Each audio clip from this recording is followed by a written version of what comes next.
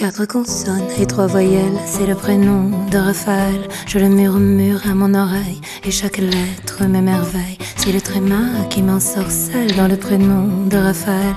Comme il se mêle au A, au E, comme il les entremêle au L. Raphaël a l'air d'un... Iš pradžių mano gyvenime viskas vyko labai lėtai.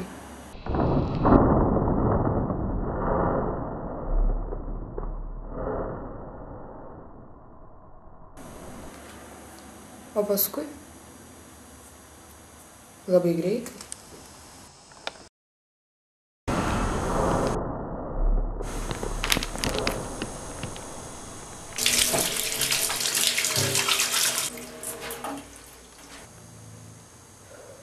Kalbėti apie vaikystę nemėgstu. Buvau maža, ir tiek.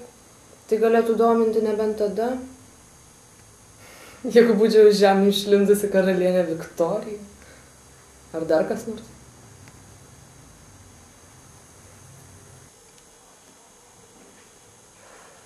O karalienė Viktorija buvo graži. Beveik kaip aš.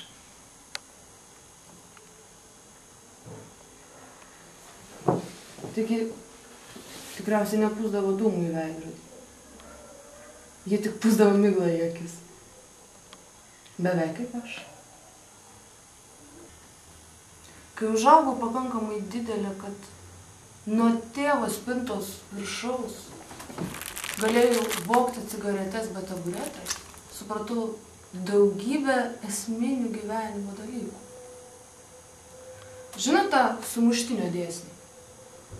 Dar būdama 14 galvojau, kad jeigu sviestą užtepsiu ant abiejų sumuštinio pusių, jis pakipsiu.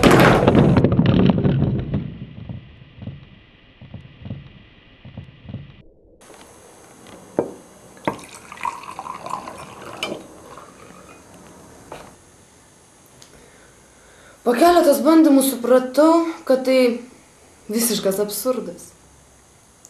Žinoma, ko norėti iš moters? Žinot tą pasakymą, moteris fizikė kaip jūrų kiaulytė. Ničnieko bendro nei su jūra, nei su kiaule, nei su moterimi. Su fizika čia baigsiu. Žinot, o paskui, kai man sukako garbingas amžius 16, tada supratau dar vieną svarbų dalyką. Ne apie seksą viskas buvo.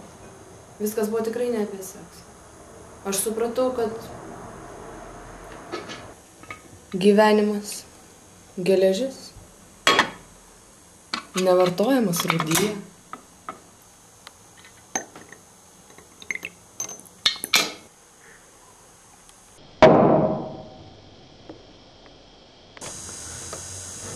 Nori tikėk, nori netikėk.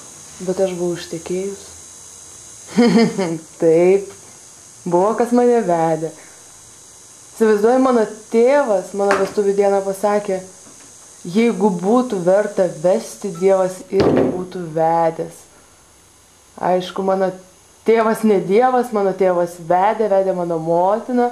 Aš ištekėjau ne už bet ko, už Anuprą. Atseit biržos makleris, atseit gražus, atseit turi kostiumą, atseit ne vieną. Atseit turi kaklaraištį irgi ne vieną. Tik gaila, kad jisai nepasismaugė.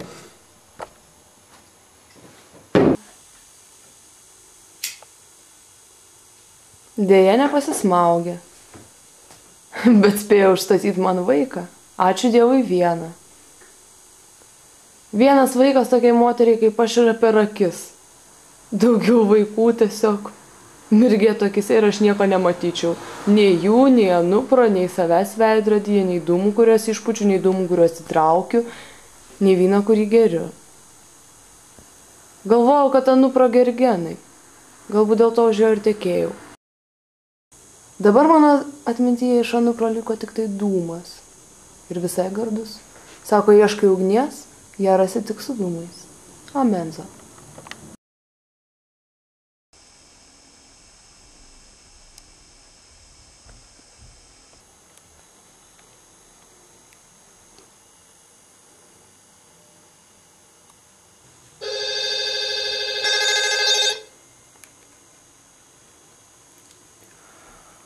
Alio. Kuku, labas. Ai, nieko. Ilsiuosi. Žinau, kad aš visada ilsiuosi, o ką man daugiau veikti. Taip, aš žinau. Tu visą laiką man skambini, kad pranešum blogą naujieną. Gerai, aš žinau, kad bloga naujiena yra ta, kad tu pritrukai cigarečių. Aš jau turiu, valio, ateik. Žinok, tingiu kalbėti tikrai. O tu čia rimtai? Nu, blemba, ir taip neturiu pinigų. Dar laidotuvėm. Nu, gerai. Nu, gerai, ate atvažiuok. Ką aš žinau, ką man... Tai ką man daryti, ką man galvoti? Ai, nu, pagalvos pas nors už mane. Gerai, ate, nebenoriu kalbėti su vadinimu nuotaika iš tikrųjų. Ate, eikščiu.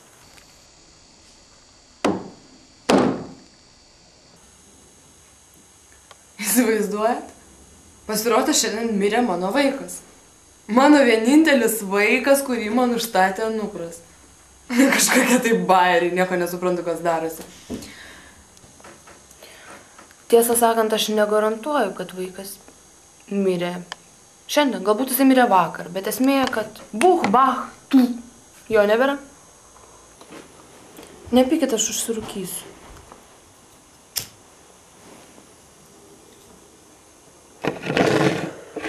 Dabar, kai pagalvoju, vienintelis dalykas, kurio man iš tikrųjų gaila, yra Morfijus, kurį man girdė, kai gimdžiau prakeiktą savo sūnų. O jis gimė sunkiai. Kankinausi 26 valandas berods. Bet galbūt buvo verta, gimė ne bet kokią dieną, ne bet kurią valandą, o mušant 12. Bang, bang. Ir ne bet kokios dienos, aišku, mušė 12. Vasario 14, atseit Valentino diena, atseit visi gimsta iš meilės. Bet turbūt, kai miršta apie meilę, negalvoja.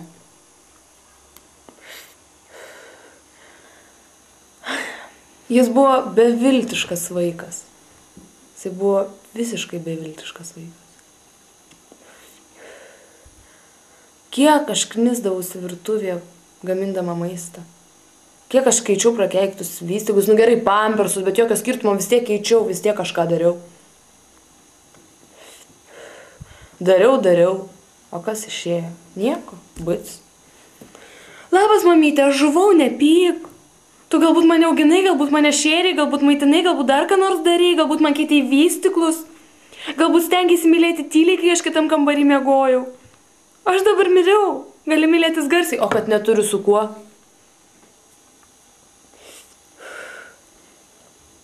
Beprotybė. Atsimenu jį. Aš atsimenu, kai aš darydavau valgyti, o jisai stovėdavo šalia manęs ir žiūrėdavo. Sakykime, žiūrėdavo, kaip aš pjaustau vištieną, pjaustau kalakutieną, pjaustau šiaip kokią mėsą.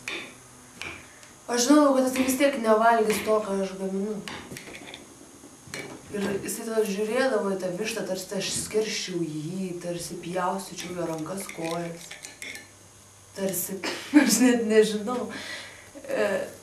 Sakykim taip, tarsi aš būčiau Egipto piramidė, o jisai samurajus, kovojantis prieš mane. Su vienu malonais nepakovosi. Aš jam tada sakydavau, gyvenimas trumpas, pakentiek truputį. Aš galbūt net būčiau pamaniusi, kad jis nori mane išprievartauti. Kaip romantiška. Aš įsivaizduoju, žinot, ką įsivaizduoju? Įsivaizduoju, kad mane prievartauja mano pačios sūnus ir mane lovoje su mano pačios sūnumi užtinka nekas tik tas anūkras, žinoma, grįždamas darbinių kostiumų iš darbo. Aš įsivaizduoju, jisai tiesiog prisidegtų cigaretę ir stebėtų mus. O paskui trenktų man per veidą, kumščiu trenktų sūnui per veidą ir sakytų, aš tokio nenoriu tavęs matyti, išeik. O aš tada tik tai šnibždėčiau.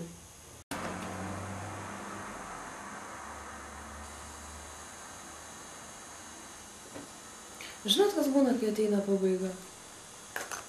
Sako, kalbėk tik tada, kai tavo žodžiai yra geresni už tylą. Dabar nemanau, kad mano žodžiai yra geresni už tylą.